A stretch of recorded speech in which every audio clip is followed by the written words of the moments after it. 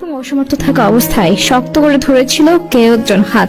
আজকে সে ছিল তার কথা রেখেছে, তার প্রিয় মানুষকে ফুলের মতো করে সাজিয়েছে। আর ফাহিম একটি স্ট্যাটাস দিয়েছেন, সেখানে লিখেছেন, বিয়ে করেছি তো 4 বছর হয়ে গেল, কিন্তু পকেটে ছিল 5,000 টাকা। স্বপ্ন তোমার ছিল বউ সাজবে, বোনদের স্বপ্ন ছিল ভাবি আনবে অফিসিয়াল ভাবে, আম্মুর স্বপ্ন ছিল এলাকায় লাইট লাগাবে। এত কিছু সামর্থ্য ছিল না এই বাবা হারা ছেলের পক্ষে।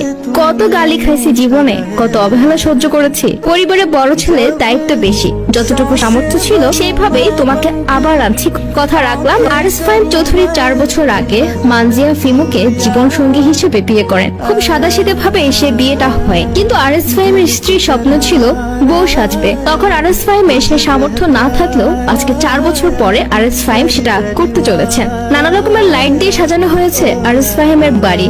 আরএস ফাহিম আরেকটি স্ট্যাটাস দিয়েছিলেন, সেখানে তিনি লিখেছেন, আমার জীবন সঙ্গী এমন একটা মানুষ আমার থেকেও বেশি আমাকে বুঝে, আমার পরিবারকে বুঝে। মেয়েটা অল্পতেই খুব খুশি ছিল, কিন্তু আমার মাঝে একটু কষ্ট ছিল। আমার ইচ্ছে ছিল অনেক সুন্দর করে তাকে ঘরে তুলে আনবো। ওর কোনো স্বপ্ন যেন আমার জন্য না পূরণ হয় এমন কিছু আমি হতে দিব না। বর্তমান সময়ে ভালোবেসে বিয়ে করা পর্যন্ত নিয়ে যাওয়া অনেক কঠিন। কথায় আছে, যে নারী শূন্য পকেটে পাশে থাকে সে নারী সাফল্য শেষে স্ত্রী হওয়ার যোগ্যতা রাখে। আরএস ফাহিম চৌধুরী আবারও প্রমাণ করে দিয়েছেন, এক নারীতে আসক্ত পুরুষ তার শখের নারীকে অনেক আগলে রাখে। ভালোবাসার মানুষকে নিজের করে পাওয়ার আনন্দটা সব থেকে আলাদা। সব সম্পর্ক এভাবেই পূর্ণতা পাক।